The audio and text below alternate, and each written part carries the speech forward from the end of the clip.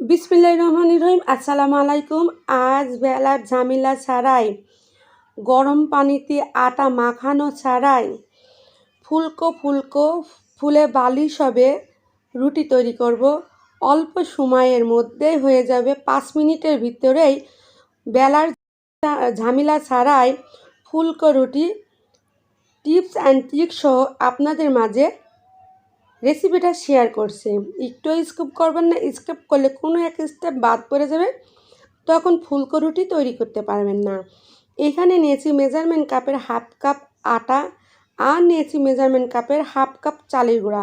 খুব ভালো করে চেলে নিতে হবে, না চাললে কিন্তু কোনো প্রকার দলা বাঁধা থাকলে কিন্তু রুটি কিন্তু ফলবে না, তাই চেলে নিতে হবে অবশ্যই। আর এখানে আপনাদের একটা টিপস দিই, মেজারমেন্ট কাপের 1 কাপ আটার সঙ্গে আটা, ময়দা, সুজি যাই হোক, আপনারা যদি এভাবে কোনো কিছু তৈরি করতে চান, তাহলে মেজারমেন্ট কাপের 1 কাপ আটার সঙ্গে আপনাদের নর্মাল তাপমাত্রা রাখা পানি দেবেন 1.5 কাপ। 1.5 কাপের একটু বেশিও পানি দেবেন না, 1.5 কাপ পারফেক্ট মেজারমেন্ট।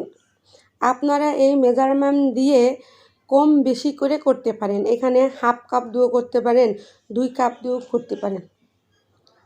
তা আমি এখানে হাফ কাপ দিয়ে মেজারমেন্ট কাপের 1.5 কাপ পানি দিয়ে পাতলা একটা ব্যাটার তৈরি করে নিচ্ছি। আর ব্যাটার তৈরি করার সময় কোনো প্রকার লাঞ্চ বা দলা বেঁধা থাকবে না, এইভাবে করে খুব ভালোভাবে ব্যাটারটা তৈরি করতে হবে।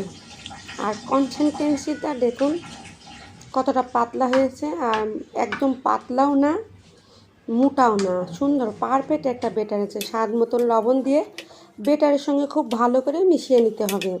খুব ভালো করে মিশিয়ে নিচ্ছি, দেখতে পাচ্ছেন মিশানো হয়ে গেছে। দেখুন কতটা সুন্দর ব্যাটার হয়েছে। চলে যাচ্ছি চুলায়। চুলা এই সময় অবশ্যই লো আঁচে রাখবেন।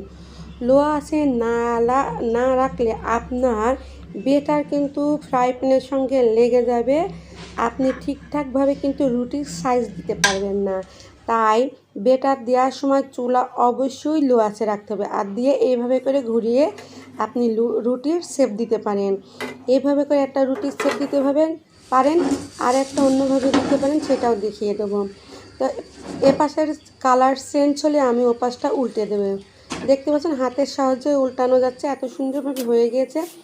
এপাশ ওপাশ করে খুব ভালো করে উল্টে পাল্টে নিতে হবে। দেখতে পাচ্ছেন কত সুন্দর ফুলছে চারিদিকের থেকে কিন্তু ফুলে উঠছে। এভাবে করে নাড়াচাড়া দিয়ে রুটি যেভাবে ফ্রাই করতে হয় সেভাবেই ফ্রাই করবেন। দেখবেন এই রুটিগুলো আপনার বেলার ঝামেলা ছাড়াই, আটা মাখানো ছাড়াই আপনার পারফেক্ট ফুলকো রুটি হবে।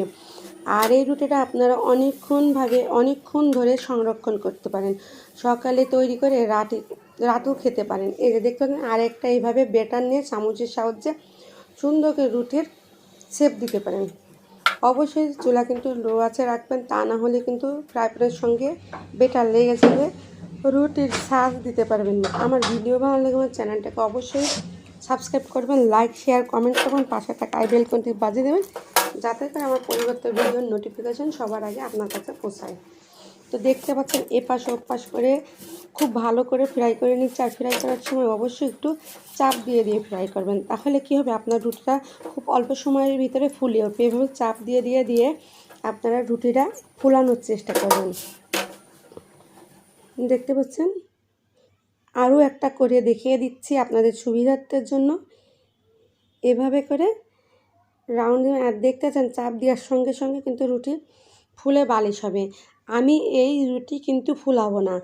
আর এই রুটিগুলো আপনারা সবজি গোশের সঙ্গে যে কোনো কিছুর সঙ্গে ঝটপট তৈরি করে নিতে পারেন, নাস্তা হয়ে যাবে। সকালে উঠতে দেরি হয়ে গেছে, বাচ্চাদের খেতে দিতে পারবেন না, বর চলে যাবে, ঝটপট কিছু তৈরি করতে তো হবে। আর এইটাই সকালের নাস্তা 5 মিনিটে তৈরি করে নিতে পারবেন। এটা ভাজি ডিম দিয়ে খেতে দুর্দান্ত টেস্ট লাগবে, এবং কি সবজি দিয়ে গোশ দিয়ে খেতে খুবই ভালো লাগবে।